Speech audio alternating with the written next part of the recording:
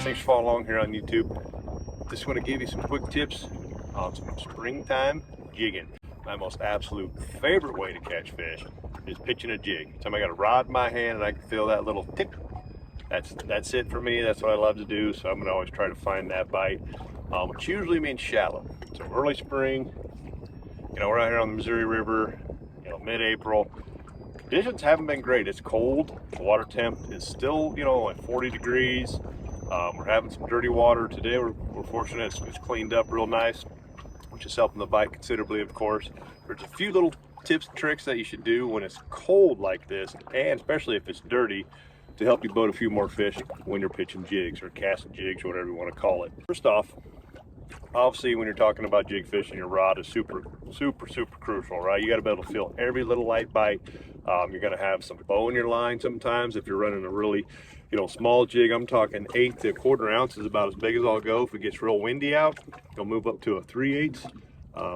Or if it's pretty dirty, I'll go with a little bit bigger jig just to displace more water and put a little bit more thump down there to help those fish find it a little better. But 1/4, 3/16, 1/8 ounce is pretty much ideal. But it doesn't take much wind to get a big boat in your line. You want to be able to feel that fish pick that jig up or just touch it a little bit. So I run a St. Croix Legend Extreme. Anything in the St. Croix lineup is going to do you well. These rods are sensitive, they're light, they're built great. I get an extra fast tip is important on these jigging rods to get that quick hook set. Especially sometimes these fish will pick the jigs up and they're going to swim towards you.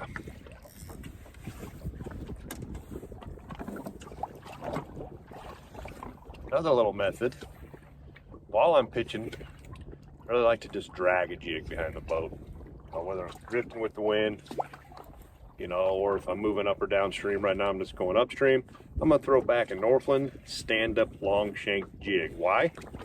Because a lot of times in early spring, you're gonna have a lot of dead stuff on the bottom of the lake that winter, killed off, that, mossy, green sludge. This stand-up jig's gonna keep your bait up off the bottom, just a couple inches to make it easier for those fish to find the bait. Whether the jig head gets covered up moss or not, your bait's gonna remain pretty clean. So as you can see, the walleye like it too. Nice little eater, 16-incher. Didn't even do much damage with the minnow, so hard to beat a jig and a minnow in the spring. No matter where you're at, what you're doing, kind of a staple. Couple things pitching these jigs is your cadence. Remember, the water's cold, these fish aren't super active, they're on a pre-spawn, some spawn, so they are hungry and they're feeding. When conditions are good, a little less wind and some sun would be nice today, but it's all good. We're catching them. Is your cadence, lift and drop real slow. See a lot of guys back here popping the heck out of their rod tip. That jig's flying up off bottom. Not to say you're not going to catch them that way, and I'll definitely mix in a hard snap once in a while, but 90% of these fish are just picking this jig up off the bottom, and it's just real slow, subtle. Make sure you're on bottom contact. Cast out in the front, work it back. Whether you're going up or downstream, it doesn't matter. Keep that jig ahead of the boat. Real methodical. Find these on your side image, your 360, your Mega Live, and then just toss that sucker out there. Make sure you're getting the thing to the bottom. So a key factor is obviously slow, so the real methodical lift. But what else makes that slow is the light jig. I just can't keep them off the stand-up jig. Oops, missed that one. Is the small jig, so it's light and it's going to drop slow for you. Apparently he didn't get all the bait in his back. We missed him. Pulled it right out of his mouth. He didn't get the minnow, so we probably would have brought that in thinking he lost the minnow on there, but did not. It utterly just like the jig head. Little guy. Dinker. So the key here is obviously slow. Cold water, slow the presentation down.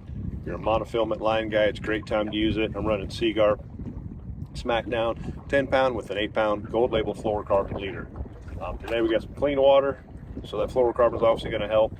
It's going to slow it down just a smidge. missed one. But baits that can present themselves slower are going to help you out. So I really like plastics in the cold water. Got a gold minnow on right now, the Z-Man. Little swimmer Z's are good. Moxies. Really what you're looking for is a plastic that'll float. And it's going to float and drop that speed of that jig presenting itself. It's going to definitely put more fish in the boat for you. Like I said, I'm running Cigar Smackdown. This is high vis, right? This is a kind of a neon, bright green line.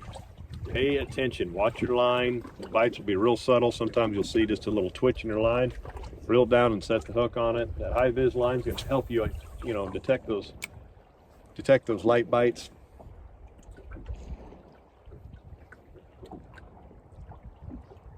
Get a big bow in your line, you're going to probably not fill some of those as well unless you got a really, really good rod. That might be an indicator you need to up your jig size a little bit. I'm going with the wind to my back upstream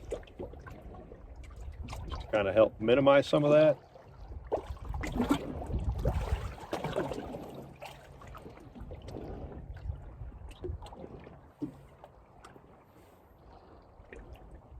And I can go slower. Slow lift, just go to lift it up, and sometimes you're going to feel a little weight. If it's just kind of like your minnow's sideways or you picked up a leaf or something, it's usually going to be a walleye. He's got it in his mouth. Obviously, we love to see the good bite, and you're going to have days when the bite's good and they're going to tap it and they're going to run, but sometimes they're just on it, like that one right there was. Missed him again. Didn't miss me though, as you can see, about pulled my bait off. So a jig with a good bait keeper. Here's a hutch. I love these teardrop shaped faced jigs on rivers. A current cutter style. Help that jig move through the water a little better. But on lakes, even the new Northland Deep V's work really good just because they have that aerodynamic head.